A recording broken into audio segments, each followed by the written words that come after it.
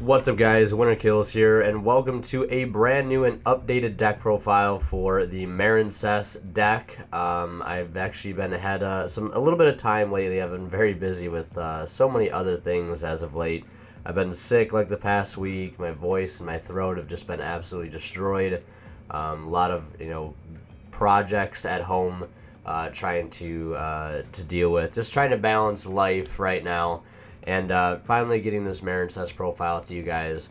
I've actually been able to make a few slight changes to the build, some things that I've wanted to address in the build for a while, and that was making the deck more consistent, and just giving it better options as far as traps are concerned, and extenders, etc., etc. And I think I've addressed some of those issues to the point where I'm ready to show you guys a updated profile here for December. It's actually December now as I'm recording this, which is kind of crazy. I want to mention a quick shout out to our sponsor over at Imperium Duelist. If you guys are interested in picking up any of these sleeves here or this playmat that I'm using, you can check out their website down below, a link to their website and a discount code you can use to save 10% off your entire order.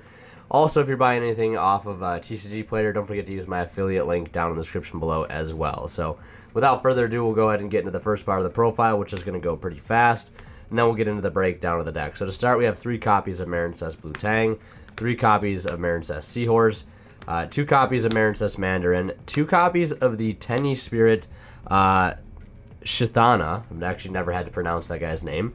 Then we have 2 copies of Ash Blossom and Joy Spring, and 2 copies of DD Crow to round off the monster lineup. Now we'll go into the spell lineup. And to start, we have 3 copies of the Big Money Sign Up Mining, but luckily getting a reprint in Dual Overload. 3 copies of Pot of Desires, 1 copy of 1-for-1, 2 copies of Marincess Battle Ocean, 1 Foolish Burial, and 1 Upstart Goblin. That'll round out the spells. Now we'll go into the traps. To start, we have 3 copies of Marincess Wave, 3 copies of Infinite Impermanence, 3 copies of Solemn Strike, 2 copies of Trap Trick, 2 copies of Compulse, and 2 copies of Paleozoic Dynamiscus. And that'll round out the main deck, 40 cards total. Now we'll go into the extra deck, and we'll start with the Marincess cards. 1 Sea Angel, 2 copies of Blue Slug, 1 Crystal Heart, 3 copies of Marincess Coral Anemone, 2 copies of Marincess Marbled Rock, 2 copies of Marincess Wonderheart, 1 Nightmare Phoenix, 1 Mech Knight Crusadia Avermax, 1 Borreload Dragon, and 1 Boral Sword Dragon to round off the 15 card extra. Now we'll go ahead and talk about card rolls and do the deck breakdown. Okay, so now we're going to go ahead and talk about the card rolls. I have everything laid out here. Now, there are going to be a few cards that are going to jump between rolls, and we'll talk about that when we get there. But we have our starter cards, our superior extenders, additional extenders, responsive defense, chainable defense, and our placeholder card, the Upstart Goblin, whatever you want to call it. But we'll go ahead and start with the starter cards, the most important and most valuable cards for the deck, things that get our engine going. Allow us to see more cards, etc., etc. So to start with this category, we have 3 copies of the Marincess Blue Tang, 3 copies of the Marincess Seahorse, 3 copies of the Sign Up Mining, which are going to basically act as the 4 through 6 copies of either of these cards. Then we have 3 copies of Pot of Desires. This is a card that I usually don't like playing at 3. But I even understand, most Salmon Great builds play Desires at 3 just because it's so incredibly important to see cards for your engine, and Desires just allows you to do that. And then the one card I kind of regret not playing in here before is the 1-for-1. This card is absolutely incredible in here. This card in of itself gives you full combo, and if you see it with this card or any of the other Marincess cards, it's just such a good play. So this card 100% has to be played in here. Strictly for the Mandarin play, because this in of itself gets you a full combo with just the 1-for-1. I'll show that later. But this is 13 starter cards, and they're all pretty high quality. Desires, I guess you could say isn't as high quality because it can't guaranteed get us to what we want, but it will allow us to see us more cards nonetheless, whether it be more trap cards to stall, or extenders, or our general engine cards that we want to see. The Seahorse, the Tang, the Sign Up Minings, the 1-for-1, whatever it may be. So we have a pretty high chance of opening these in our opening hand. Of course, Blue Tang is an absolutely incredible starter card. It dumps a card from our deck to the grave. on summon, and allows us to sort of mill 3 cards off the top to grab an additional Marincess card. So this card does a whole lot for the deck. Definitely got to play it at 3. Seahorse is a card that you can do your entire combo with, just with itself, and sort of the self-recursion that the deck has and offers, but is a bit of a weaker combo if you don't see this card to start off with it. So it is still a really good starter, but not the best, not as good as Blue Tang, of course. But this card could also be categorized as a superior extender, and we'll talk about that when we get there. And then Sign Up Mining, of course, just acting as the 4 through 6 copies of these cards. And then, of course, as I mentioned earlier, Desire is just allowing us to have the chance to see into more cards in our opening hand than the starting 5 that we have to deal with. And then 1 for 1 can tutor us into Mandarin, which gives us our entire combo, which I'll explain later. So a lot of really solid starter cards here. As we head into the superior extenders now, I'll make a few mentions.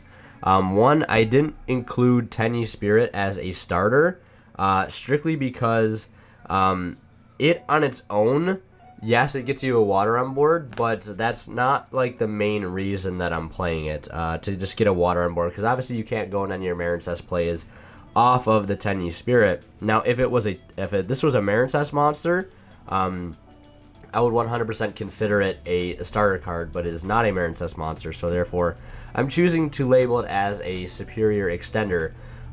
It's just the order of operations that you have to play the card is a bit skewed as opposed to the norm. So you have to play this at the start of your turn while you control no effect monsters.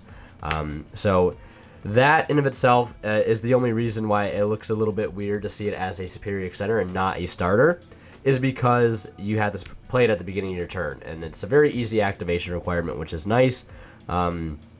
Yes, but these 6 cards here I would label as the superior extenders, just because they are easier to activate. They do help us with our engine, and they help extend upon our starting plays, of course. Although this play you can start with, it just sort of acts as an extender, and that extender role isn't really filled until later in the turn when you're using it for extra link material, because a lot of times you need the extra link material to be able to get into your Crystal Heart, and this card can really help you do that. And it is a water. It is a anemone target as well. You can revive it off anemone, so it is a really nice card for that. Seahorse, again, this card can be an extender in of its own right because you can just special it to a zone a Marincess Link monster points to.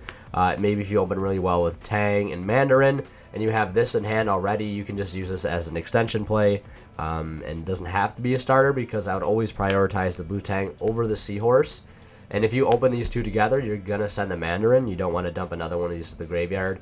So you can use this to dump this, and then, link this off, add back a card, mill your 3 and try to grab a Marincess card in addition to what you have, and then special this as part of an extension play. So that's why I'll label it that. Foolish Burial for the same reason. If you have maybe like an existing play in an existing board already, you can use this to like dump something to the graveyard that you want to be able to use. Like you can use Seahorse to banish it. Of course, it does take a turn.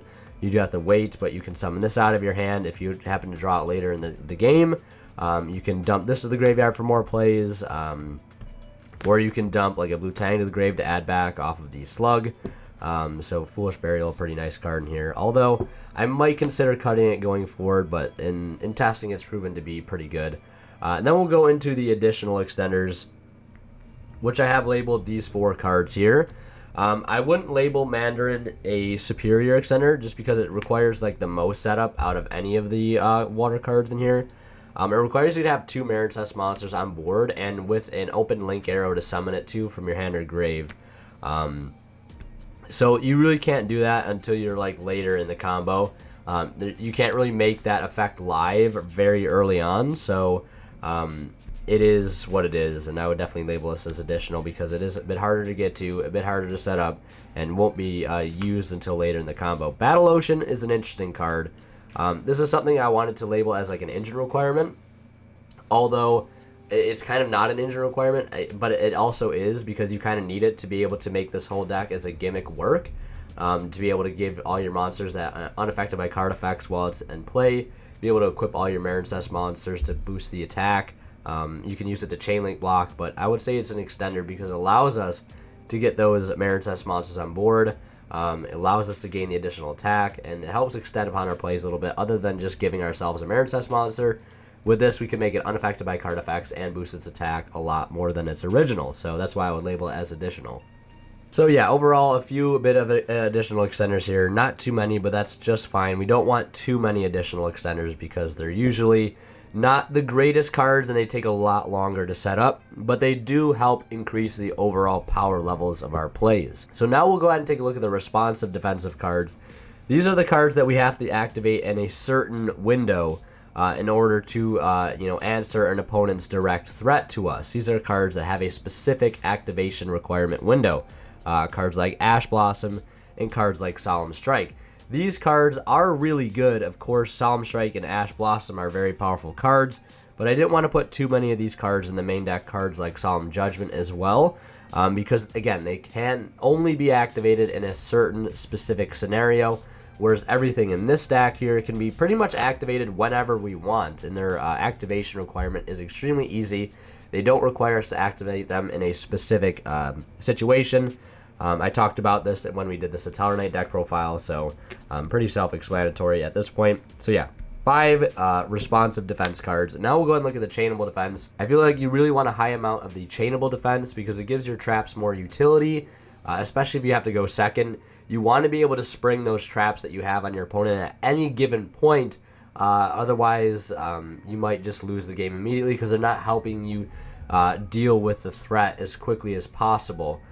Because traps in themselves are slow, so we want to be able to use them as quickly as possible. So, for that chainable defense, we have 2 DD Crow, because this can be activated whenever, and I think DD Crow is actually a really good hand trap this format, because it hits monsters, spells, and traps in the grave. Then we have Marincess Wave. This card is insane in here, of course. It's like a better Impermanence. Then we have 3 copies of Impermanence. Allows us to get a word in edgewise when we're going second. Same thing with the Ash Blossom and the DD Crow. And then we have 2 copies of the Compulse, 2 copies of the Paleozoic Dynamiscus, and then 2 copies of the Trap Trick to round out the chainable defense. Now, with this specific trap lineup, it has a lot of utility because we have a few cards in here that can sort of help us re-raise our ceiling if our opponent does sort of put any floodgates upon us. We have cards like Dynamiscus and Compulse, which can help just generally remove cards, by returning them to the hand or banishing them. So those can help us deal with threats that our opponent is putting on us, floodgate cards, whatever it may be.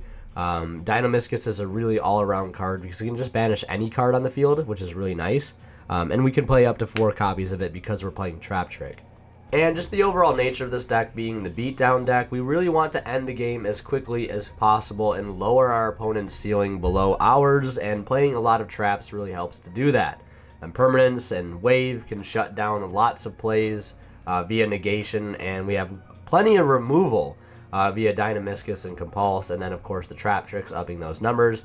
And then DD Crow is just a really great card this format. Finish up the rest of the breakdown here and looking at the placeholder card, which we might have guessed it, the Upstart Goblin, basically just lowering the deck count below 40 and serving really no other purpose. So yeah, that's it for the main deck. Now we'll go ahead and look at the extra deck. Alright, so I have the whole extra deck laid out here, and I'll just sort of run through everything as the roles that I would give these cards. So we do have quite a bit of removal in here as far as the extra deck is concerned.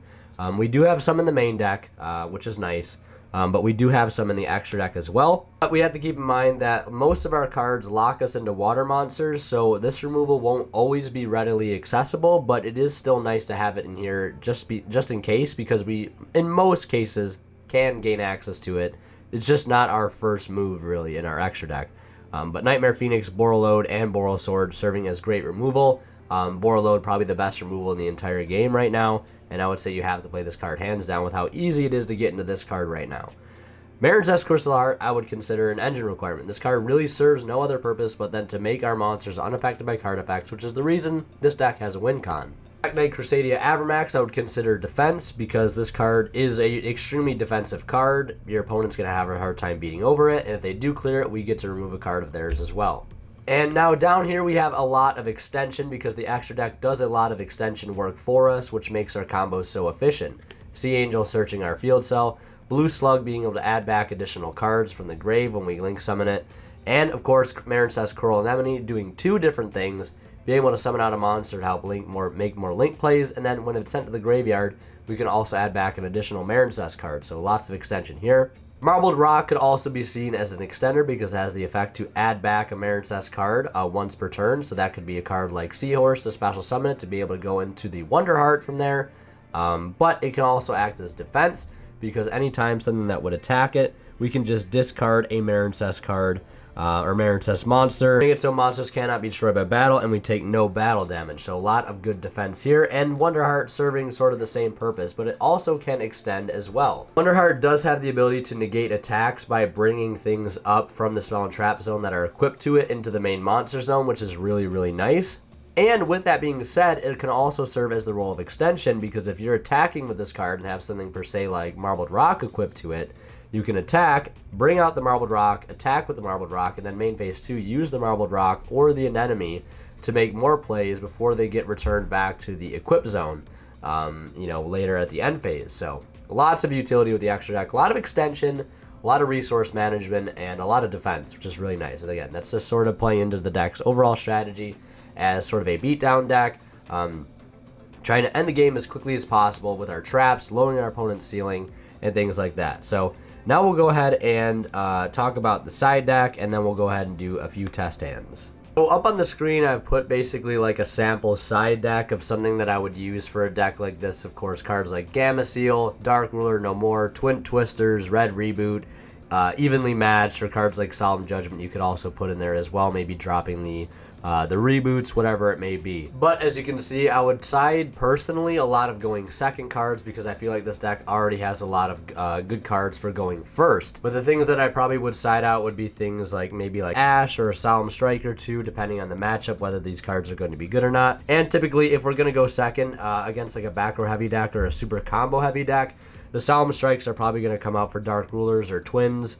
I would probably side out things like maybe a Compulse and a Dynamiscus for other cards as well, or maybe an Impermanence. So there's a lot of room to side deck things in here, just removing cards that are not our starter cards and not our superior extenders, because if we take those out, our deck will be actually worse off going into that game too, because our deck will be less consistent and less powerful. So we want to be able to make sure we can keep as many of those starters and superior and additional extenders in the deck as we can, so we can look to side out a lot of our defensive cards or even some of our additional extenders depending on the matchup. Alright, so now we'll go ahead and do a test hand or two here and see what we can pull off. The deck has been shuffled here, and let's try to draw into some starter cards and see if we can make a play. Compulse, Upstart Goblin, Tenyi Spirit Shatana, Marincess Wave, and a copy of Trap Trick. So we're going to have to burn the Upstart right off the bat and draw into a Desires. We're going to have to go ahead and burn the Desires. 2, 4, 6, 8, 10. And even this gets stopped, we have plenty of defense in our hand to work with for following turns. Draw into Seahorse and another Desires. I think this literally happened on the last time I used Desires. How hilarious is that? And let's see what we banished. Not too bad, actually. 2 Cyanide Mining, a Tang, and a Seahorse, and one of our field spells, which is fine because we play 2. So yeah, we draw into the Pot of Desires, and I think that's just kind of funny. Let me know what you guys think.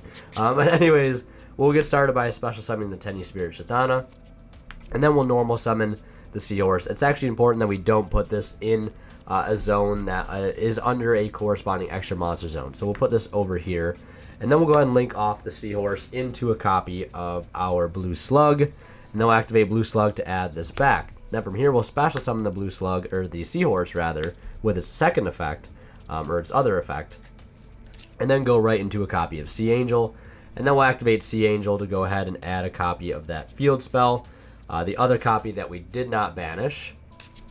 Now, if it was up to me, based on the cards that we saw in our opening hand, I would have waited to search out the field spell before using Desires, so we completely eliminate the chance of banishing all of these, but that wasn't the case with this given hand. Now, from this point, we're going to go ahead and link off into our copy of the Anemone, and that will revive an additional card from our grave. So we use an enemy to revive that copy of the Seahorse, and then from here, we'll link these two off into a copy of the Crystal Heart, which will allow us to make our monsters unaffected by card effects. Now, If you wanted to sort of do some chain link blocking, you could by playing the field spell earlier on and using it every time you link summon, because it's not a once per turn. But I'm just going to save that effect for now until we go ahead into the last monster we're going to summon this turn. And we could make Wonder Heart, but I find it's a lot better to make Marbled Rock turn 1, as it's a bit more defensive and usually takes less resources. Although we could have made Wonder Heart, I feel like going first, it's better to make Marbled Rock, and going second, it's better to make the Wonder Heart. But once we link this off, we'll have a couple of effects to activate here. So we'll go Chain Link 2 Ocean, Chain Link 1 Anemone, and Anemone will go ahead and add us back the Seahorse. And then we'll equip some cards. We'll equip the Anemone, we'll equip the Sea Angel and the Slug. Then we'll go ahead and use Marbled Rock effect to put back the Crystal Heart back to our extra deck. We don't have to put it back to our extra deck. We don't even have to use this effect. If we want to leave this engraved to be able to recur off of Marincess Anemone, that's something we can do. It's entirely up to you. But I'll just go ahead and leave it in the graveyard for now. And with our hand, we have a lot of defense to go along with this, which is exactly what we want. So with this given hand, I'm probably going to set the Compulse. We could also set the Trap Trick if we wanted to, although we don't need to. And to be perfectly honest, we don't even need to equip all 3 of these cards. We could actually leave this in the graveyard to be able to recycle with the Marbled Rock, or leave this in the graveyard to recycle with the Marbled Rock. Because the attack boost isn't super important, and that'll allow us to set an additional back row to be able to keep a zone open to play the wave from our hand.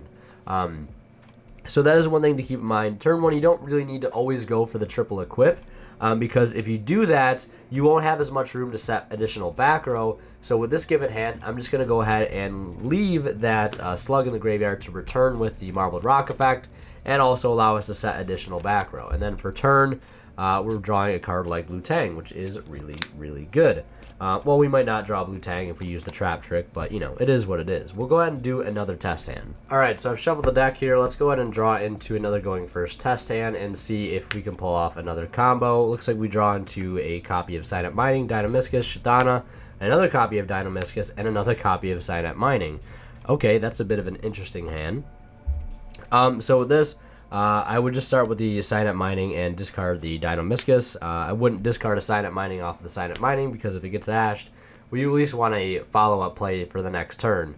So we'll go ahead and do the Signet Mining, and we'll go ahead and grab a copy of the Blue Tang. Now, from here, before we normal summon the Blue Tang, we want to get the Shadana out of our hand, because we won't be able to summon it at any point after this. So we'll go ahead and summon that now. And you can sort of see the basic purpose this card serves, is to be able to get us an extra water on board very easily, to be able to give us more link fodder to work with during our combo. So from this point, we'll go ahead and normal summon the Blue Tang and use its effect to send a copy of the Seahorse to the graveyard. And in this particular situation, since we don't have a Seahorse or a Mandarin in our hand or graveyard at this point, I would always prioritize the Seahorse to be able to send off the Blue Tang as opposed to the Mandarin. Now, from this point, we're going to go ahead and link off the Blue Tang into a copy of our Seahorse, or our Blue Slug, rather. I keep getting these names mixed up. And then we'll go Chain Link 1, Chain Link 2. This will add back this, and then we'll go ahead and look at the top 3 cards of our deck. So it looks like we only revealed a Tang as our Marincess card, but that's better than a Sharp Stick in the Eye, so we'll definitely take it. So at this point, we'll go ahead and special summon the Seahorse from our hand to be able to link off into a copy of our Sea Angel. And then we'll activate Sea Angel's effect here to go ahead and search the field spell, which is right there. And then from this point, we're going to go ahead and link off the Marincess Sea Angel and the Tenyi Spirit into a copy of Anemone. And then we'll use Anemone to revive this and link these 2 off into a copy of the Crystal Heart. And then from here, we can go ahead and play our field spell before we link any further. And then we'll go right into a copy of the Marbled Rock. And then we'll use our effects here, Chain Link 1, Chain Link 2. This we can equip. Since we only have 1 trap in our hand, we're just going to go ahead and equip all 3 cards here. We'll equip the Anemone, we'll equip the Slug and the Angel, and then the Anemone will go ahead and add back the Seahorse, and then Marbled Rock will add back the Tang. So we have a lot of cards in our hand, a lot of them which are the same, but next turn we can use the Signet Mining to go grab a card like Mandarin if we want. And then we'll just set the Dynamiscus right there, play around the Mech Knights, you know, because those are always coming. Overall, a pretty solid field, if you ask me. We do have the Dynamiscus for some removal. Our monster is unaffected by card effects, and we have plenty of follow-up for next turn, which we're drawing a copy of Solemn Strike, which isn't too terribly bad. Now, I said I was going to show you guys that combo with 1-for-1 and how good it is in this deck, and we'll go ahead and showcase that now. So, I wanted to show you guys how powerful 1-for-1 is, and I'm going to go ahead and demonstrate that with just any random monster. In this case, it'll be DD Crow. So, we'll start with the 1-for-1, discard our monster, and go ahead and summon out that copy of the Mandarin from our deck.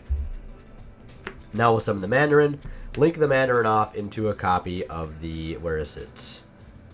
The Blue Slug. So we'll link off into Blue Slug, and then we'll activate Blue Slug's effect to be able to add back the Mandarin. We haven't normal summoned yet, so we'll go ahead and normal summon Mandarin and link that off into a copy of our Sea Angel. That will search our field spell, which is conveniently on the bottom. And then from here, we'll use Mandarin's effect to be able to summon itself out to a zone of Marincess Link monster. Points to while we control 2 Marincess monsters, 2 or more, I believe.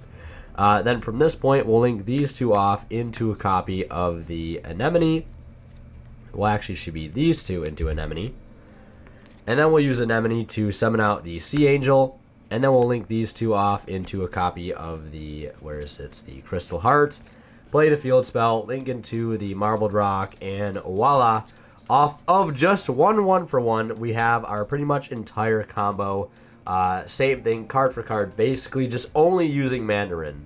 So yeah, that's why 1-for-1 is such a great card in here, and if this card ever comes back to more than 1 copy, I think this deck will be in a much better spot, but for now, 1 copy will have to do. So that's going to do it for this video. I hope you guys enjoyed. I hope this video didn't go too long, but yeah, I hope you guys enjoyed. I hope you guys are, again, enjoying the new style of deck profile. Please leave any feedback down in the comment section below. Join Discord, follow me on Twitch, all that good stuff. Thank you guys so much for watching. Hope you're having a good one, and as always, Marincess signing out. We'll see you guys in the next one.